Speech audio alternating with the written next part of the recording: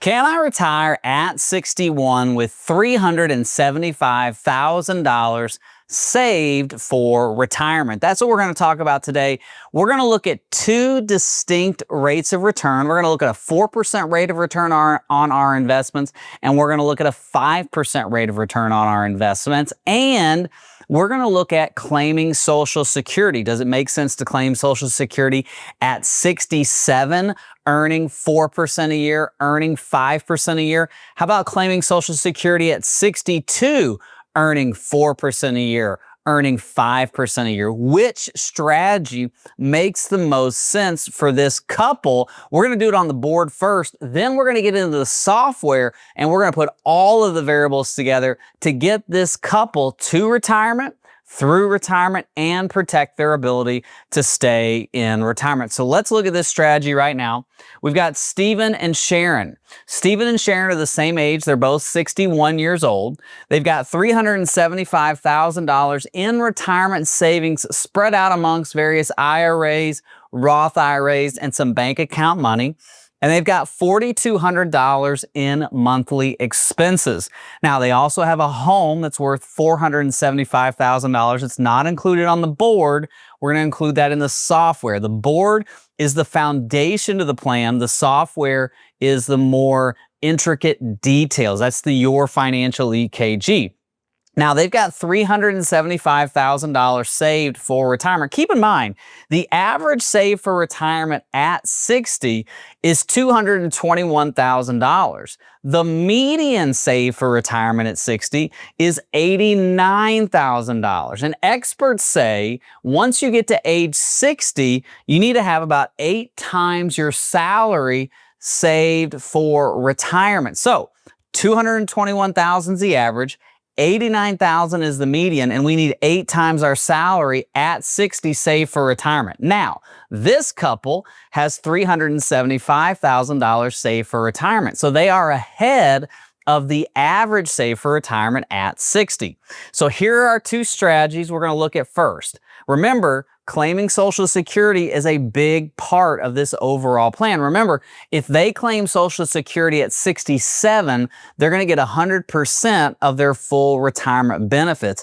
If either of them claim Social Security at 62, they're going to get 70% of their full retirement benefit. Or if they wait till 70, they're going to get 124% of their full retirement benefit. Now, you can claim at any time between 62 and 70, 63, 64, 65, 66, 68, 69, and 70. But we're going to look at 62 and 67 for this example. So we've got age 61 for both of them. We've got $375,000 saved for retirement. And here's what I want you to notice. We're going to take Social Security at 67 in both of these scenarios, and we have two distinct rates of return. We're going to look at a 4% rate of return on the left, okay, on my left, and we're going to look at a 5% rate of return on my right, okay? Now, what rate of return means, this is how your money is earning in the market. So their $375,000 in retirement savings is earning something, invested somewhere, and we have to project out some sort of earnings so that we can do a retirement planning scenario.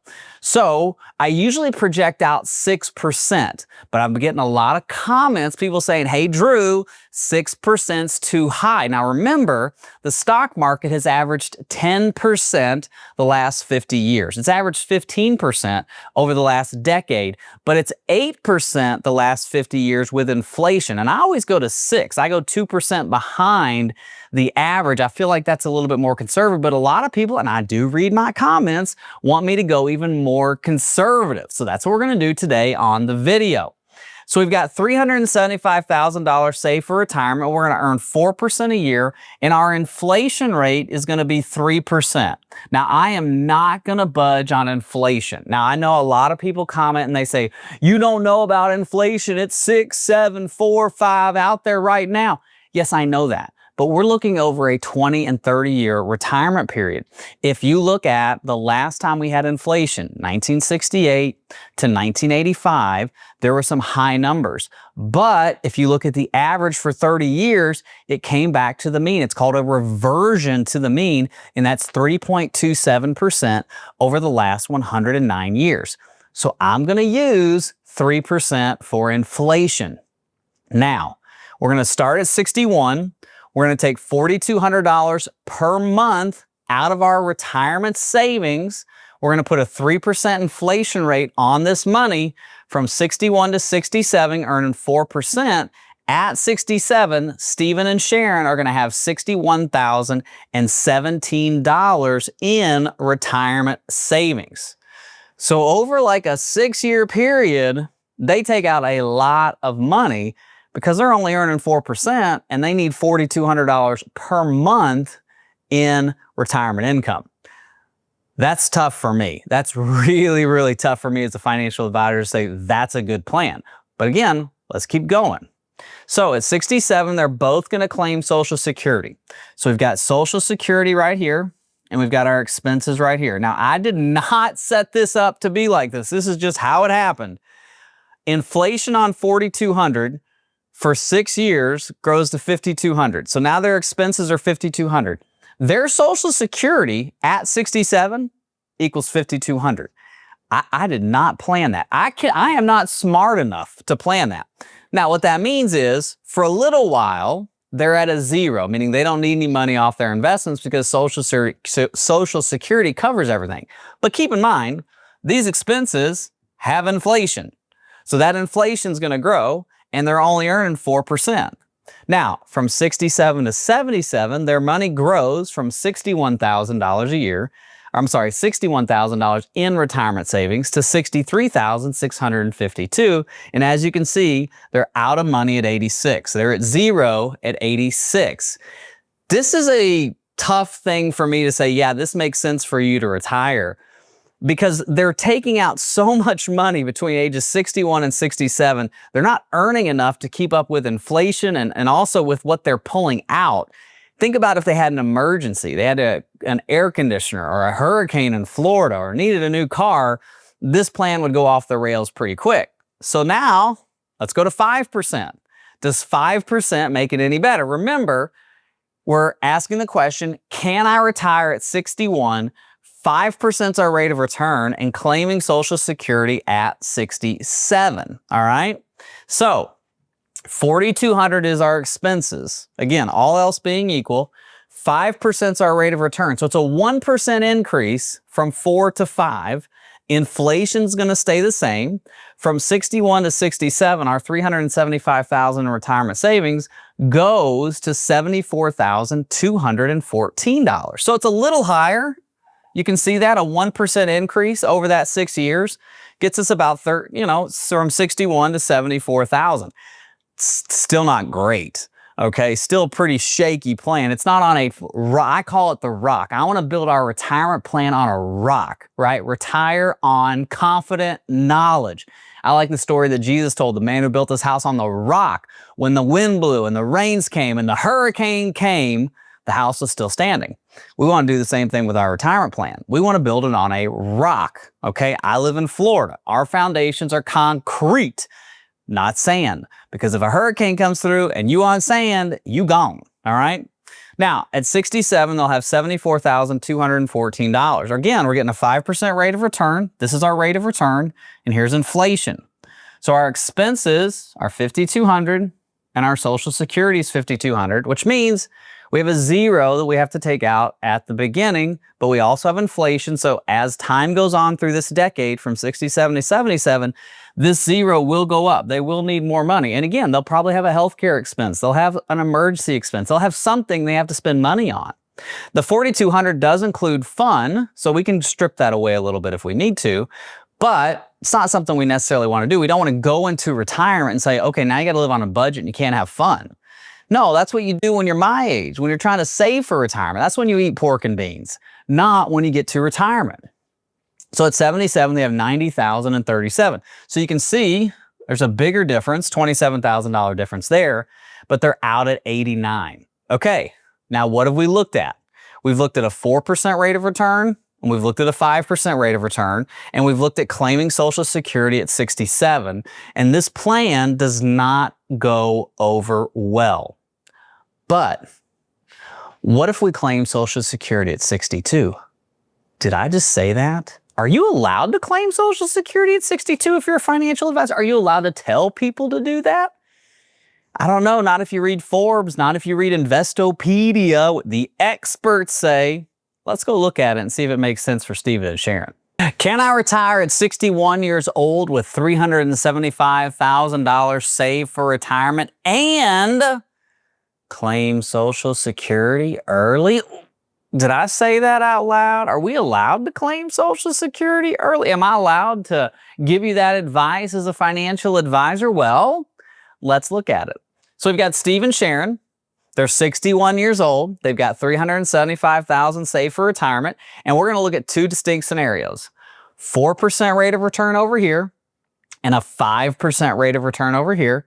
And they're going to claim Social Security at 62 years old. Why are we going to claim Social Security at 62?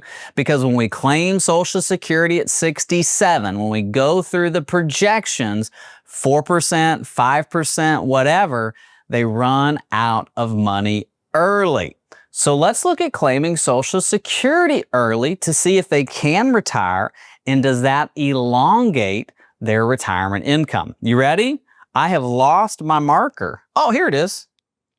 Found it. Okay, so 61 years old, we're going to earn a 4% rate of return. So our money that's in the market is going to earn 4%. We're going to have 3% inflation. That's just the expenses are going to get a 3% inflation rate. And we've got $4,200 in expenses. Now, $375 over 1 year, taking out $4,200 a month, earning 4%. Our money goes from $375 to $341,572. And it's actually more like 18 months. It's not a full year because of their birthdays. So that's why there's a little bit of an expansion there. But we're 62 years old. We're going to start claiming Social Security. We're still going to earn 4% as a rate of return. Inflation's still 3%. But you can see our expenses have grown from $4,200 to $4,420. And now our Social Security kicks on. So it's 62 when we're claiming, both of them, Stephen and Sharon. So they're going to get 70% of their full retirement benefit. If they had waited till 67, they would get 100% of their full retirement benefit. But in that case, they would run out of money, retirement income, a lot sooner. So with this retirement planning scenario, we're going to take it early. So our expenses are $4,420, Social Security is $3,640. That means we have $780 that we have to pull out of our investments on a monthly basis, plus inflation. Now, from 62 to 72, our $341 goes to $343. So we're down about $1,000, right? A little over $1,000, which is really good. We're 72 years old.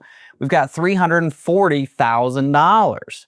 Now at 72, our expenses have gone from $4,420 to $6,097. Okay, so that's our expenses. They're getting inflation, right? We have 3% inflation. We've got a 4% rate of return. Remember, we're using a low rate of return because I read the comments and a lot of y'all been saying that you don't like my 6% rate of return. You'd rather have 4 or 5. So let's do it. Let's look at 4. So $6,097 is our expenses. Social Security with its COLA has grown to $46.96, which means we need $1,400 a month off of our money. Our $340 goes to $195 over the decade between 72 and 82, and we're out of money at 89. That's pretty good. That's a pretty good plan right there. Out of money at 89. Now, there's some variables we got to look at, and we're going to look at that in the software. One of the variables in this scenario is what if we lose a spouse? Because if you lose a spouse, if both of you are on Social Security, whether you're married or you're living together and you're not married, you just have a partner. If there's 2 Social Securities and one of you dies, we're going to lose a Social Security. Now, if you are married, the higher of the 2 Social Securities will stay and the lower will go away. If you are not married and you both are relying on your Social Securities for daily living, you're going to get to keep your Social Security and your partner's goes away. So it's very important to have a plan for Social Security, especially if we lose one of you early.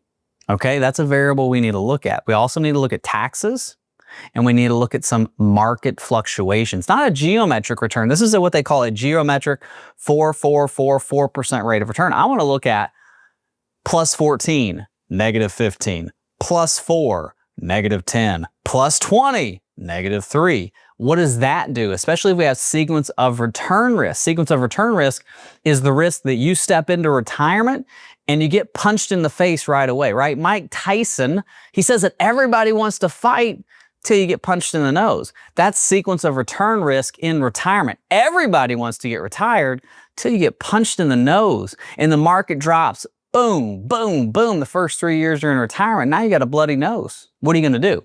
All right, so we're going to show that in the software. Let's look at this. 5% rate of return claiming Social Security at 62. So our rate of return is 5%. Inflation's 3. We have $375,000. We have $4,200 in expenses. After 1 year, our money goes to $347,167. It's more like 18 months because of when they claim Social Security based on their dates of birth.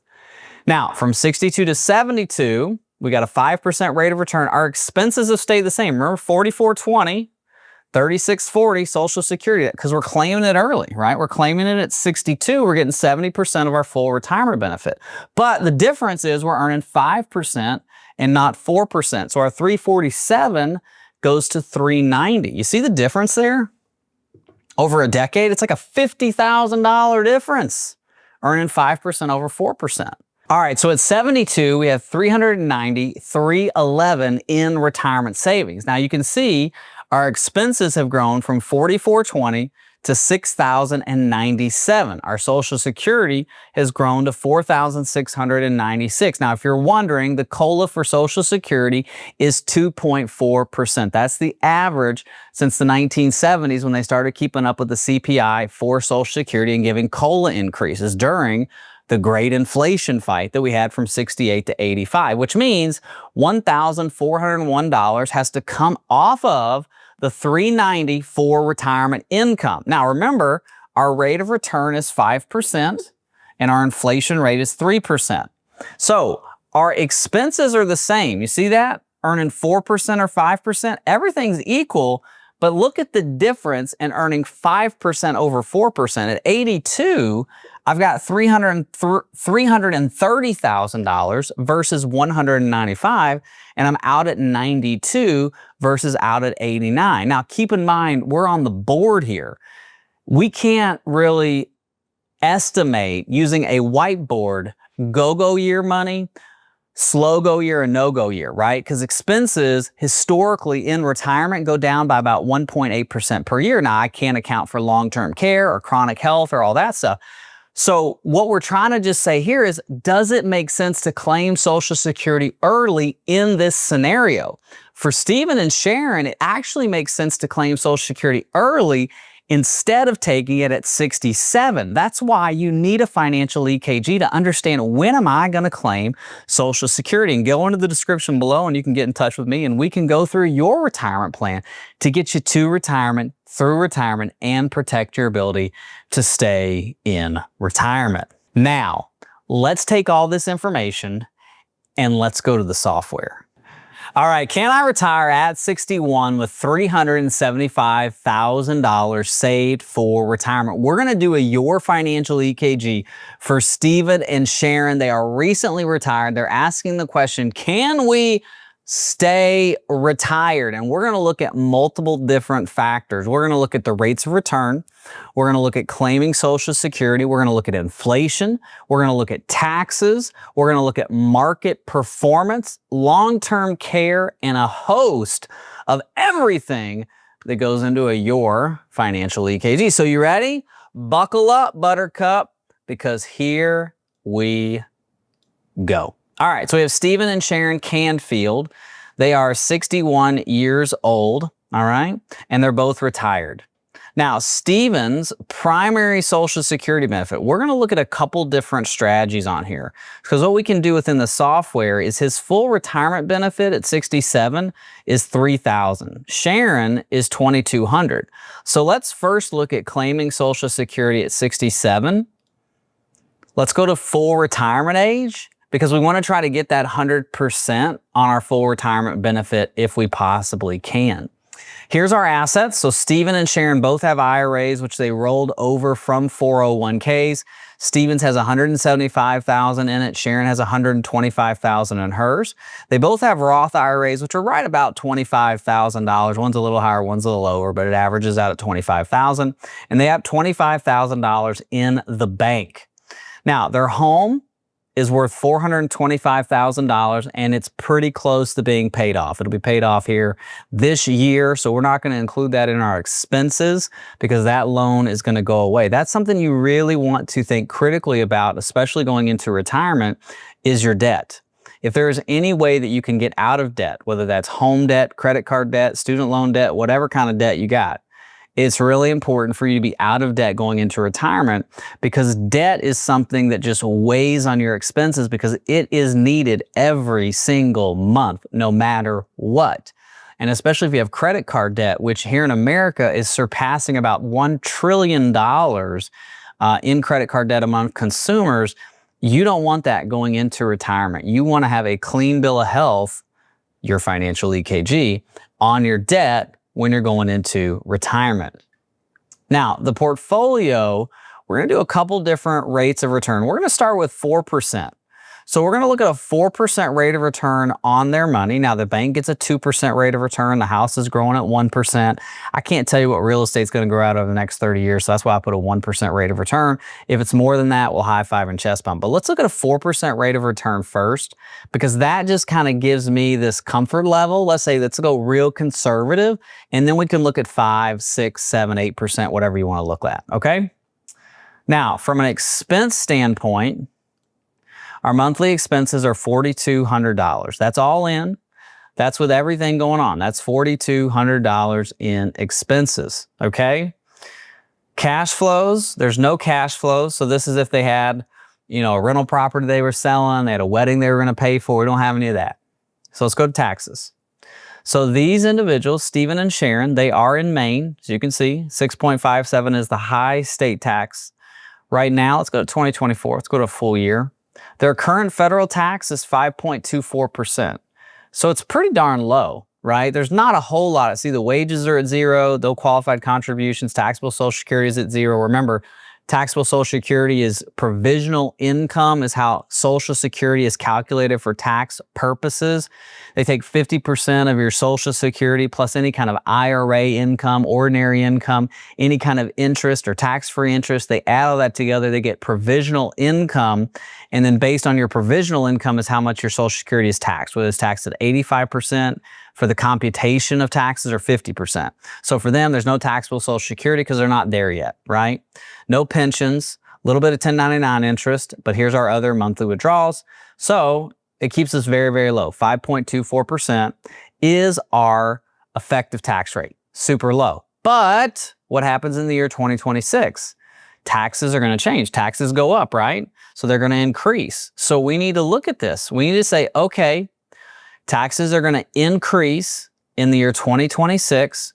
Let's increase it by 25%. That's falling back to the Obama era tax code. Now, I don't know what politicians are going to do in 2024, 2025. I can only go on what we have right now. So let's say it goes up 25%. So they're at 5.24 now. Let's go to 2027. See, it jumps to 7.31. Still not terrible. Okay, so we don't have any taxable Social Security in there yet. Go to 2030. We actually go back down to zero, which is actually really darn good because we kick on Social Security, which means that our Social Security is covering a lot of our expenses. So now that our taxable Social Security is not being calculated, they're in a pretty good tax place. But what's going to happen on their rate of return? Let's look at that. So we go to retirement, earning 4%.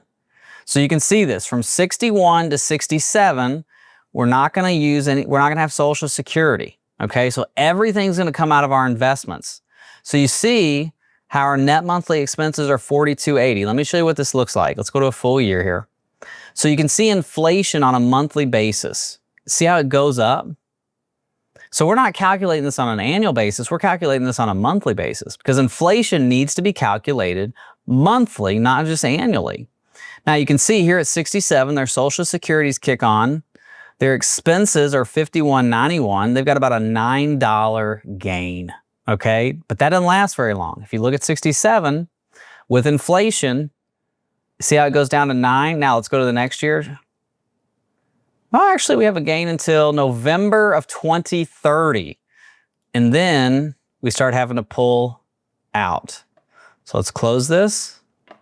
And you can see at 86, we're out of money. Now we still have the house, $549,000. It's paid for. So somewhere around here, we could do a reverse mortgage. We could sell the house. And this plan looks really good. Now here's the thing we got to talk about that's really important to them. What happens if we lose one of them? What happens if Stephen passes away?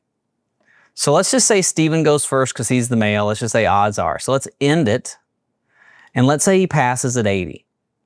So at 80, they're going to lose one of these Social Securities. They're going to lose Sharon's, right? She's the lower of the two Social Securities. Sharon's going to get Stephen's. So what we can do is we go here. We say Sharon. She's going to get a widow benefit at 80. We're going to end this at 80 for her because she's 67. They're both the same age. At 80, she's going to get his benefit. And we need to go calculate what that is real quick. At 80, whoops. At 80, his benefit, 7059. Okay, so let's go back. Social Security. Well, let me do it the easiest way here. Let me grab my calculator. 3,000. This is why you got to do it on the fly, guys. This is why you need an HP 10B2 Plus calculator. So 67 is 13 years. All right, so 4177 with COLA increases is what Social Security. So you see what I did there? 3,000 is Stephen's Social Security. Stephen passes away, so Sharon inherits his Social Security. It's growing at 2.58% every year with COLA. So the 3,000 is now 4177. That's what she's getting. Okay, so we save this. We go back to retirement. And look at this. She's out of money at 81. So it goes pretty quick once we lose Social Security. Now, they do have the house, 522, 523. It's paid for, so she could sell the house, move in with the kids, or do a reverse mortgage or something like that. But for them, we've really got to have a plan for what happens if we lose one of you. You see, we can't sprinkle pixie dust on every plan. I try to do that. Now, we have a board plan that we start with. Once we move from the board, we move into the software. Because the software is going to get more intricate. It's going to get markets. It's going to get what if we lose somebody? What about long-term care? So let's look at that. We're still earning 4% a year. Let's just say they're both going to be alive till 100. Let's look at long-term care. So in Maine, okay, in Maine, the current monthly cost of long-term care is $11,482. At 80, the future monthly cost would be $20,931. That's long-term care. That's full-on 24/7 care. Okay, now keep in mind, you've got assisted living, you've got home health aid. A lot more people do the home health than they do long-term care, but we're just looking at worst-case scenarios. So in this case, at 80, if Stephen has to go into long-term care, here's 4 years of care, we're out of money at 80. I mean, it doesn't last very long. So for them, we've got to do some adjusting within their plan. We've either got to, one, work longer, right? We can't retire. We got to work longer. Two, we got to throw in some cash flow. Like we got to have some part-time work or something, okay? Or three, we've got to earn more than 3.87% on our investments. Remember, we're showing a 4% rate of return. Let's look at a 5% rate of return. And you can do a combination of all that, right? You can earn a little bit more, hopefully earn a little bit more in your investments, but you can also work part-time. Maybe you work part-time for a few years. Let's look at that here in just a second. We'll see what happens when we earn 5% and then we'll look at maybe adding in some part-time work. So we go to retirement. Now we're out at 88. It's getting better, but here's what I want to look at. We claim Social Security at 67. What are our investments at? We're at 71,008. You see how we went from 375 to 71,008 in just about a 7-year period? That doesn't make me feel good that our liquid assets are down about $300,000, $304,000 because of inflation, because of what we need. Doesn't leave a lot of room for emergencies. Even earning 5%, it doesn't make a whole lot of sense. So let's go back to, what do we want to do first? Let's go back to income. And let's see what happens if we change claiming Social Security. So now we're earning 5%. We're out of money still earlier than I want. But what if we claim Social Security early? So let's claim Social Security at 62. Save them both. So now we're claiming at 62. You see how there's a difference? Instead of $3,000, it's $2,100 for Stephen. Instead of $2,200, it's $1,540 for Sharon. Now keep in mind, if one of them passes away, when one of them passes away, the higher the Social Security, $2,100 is what will stay. So if you're claiming Social Security early, you've got to think about, if you're married, what if the spouse passes away? We need to maximize our Social Security. So it's something you've always got to be considering when you're doing the planning. That's why we do the EKGs. And listen, if you want an EKG, get in the description below and let's talk. If your advisor's not talking to you about this, why not? Okay? So 5%, we're going to take Social Security early. Look at this, we get to 92. So we're at 92. So we feel really good about this. Let's go to 62. Look at this, 347. When do we start to really go down in assets? Look at this, 88, 89 is when we really start to just see a deceleration or an acceleration in our spending because of inflation on our expenses. Are you going to be spending that much? Probably not if you're healthy. But what about long-term care? So we go to long-term care. And we're out at 81. So long-term care is a big, unknown in this situation. This might be something where I'm telling them we need to do some long-term care planning, not long-term care insurance, but we need to be doing some serious planning. If one of them or both of them, unfortunately, both of them, if they both need long-term care, we need to be talking about that, right? So let's look at one more thing. I want to look at the market, because what we've been showing is just a 5% rate of return. But you and me both know that the market doesn't move like that. It doesn't just go up 5%, 5%, 5%. It looks like a roller coaster. So let's look at that within their plan, and let's throw a sequence of return risk in there first. So here's our geometric average. It's 4.5% because we have money in the market and money in the bank. And we're going to do a little bit of sequence of return risk first. So we're going to throw in some negative returns first, then positive returns. And these are just randomized returns. We're just throwing in randomized returns like a Monte Carlo scenario. Let's see what happens. Now, look at this. They're out of money at 98. Isn't that great? So our scenario, just the 5%, has them out at 92. But in this scenario, they're out at 98. Now let's go back. Let's generate another randomized rate of return. Again, we want to show negatives first. We want to kick them in the teeth, right? Mike Tyson, punch them in the nose first. So let's see what this looks like. Now they're out at 94. So this is something when we look at market returns, it's still lining up pretty good. The one thing I would like to do you have 2 minutes? Give me 2 minutes. Let's add in a little bit of income. Let's say that Stephen works part-time. Let's just say he makes $1,200 a month. It's $14,000 a year, 61, right? He's keeping below the subsidy for health insurance, or staying below that.